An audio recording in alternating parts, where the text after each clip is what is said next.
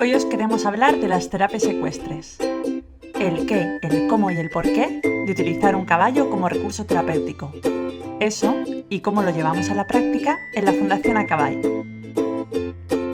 Empecemos por el principio, el equipo. En cada sesión de terapia ecuestre siempre están presentes dos profesionales.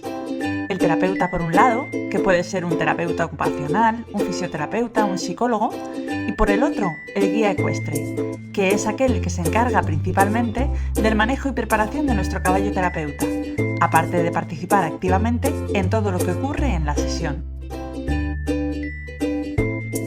También, si es necesario, contaremos con el apoyo de un voluntario. Y si hay algo importante que destacar, es que cuando hablamos de terapias ecuestres, en realidad estamos hablando de que un profesional de la salud aplica su profesión. ¿Cómo? Pues aprovechando el potencial terapéutico que aporta la interacción con un caballo como un medio para intervenir. La motivación que despierta compartir actividades con el animal y lo que nos transmite cuando estamos montados en él son las claves fundamentales de esta modalidad terapéutica.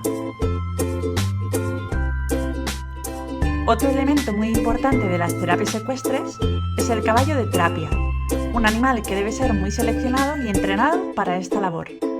El carácter, el movimiento y su morfología son los aspectos principales que hay que tener en cuenta para seleccionar un buen caballo de terapia.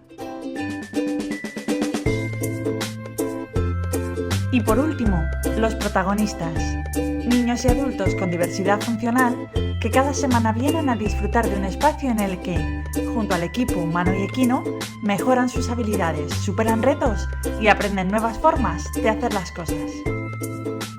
Como veis, para hacer terapias ecuestres hay que tener en cuenta muchísimos aspectos y sobre todo, estar formado y especializado en ello. Si quieres aprender de este maravilloso mundo, suscríbete a nuestro canal de YouTube y no te pierdas ninguno de nuestros vídeos.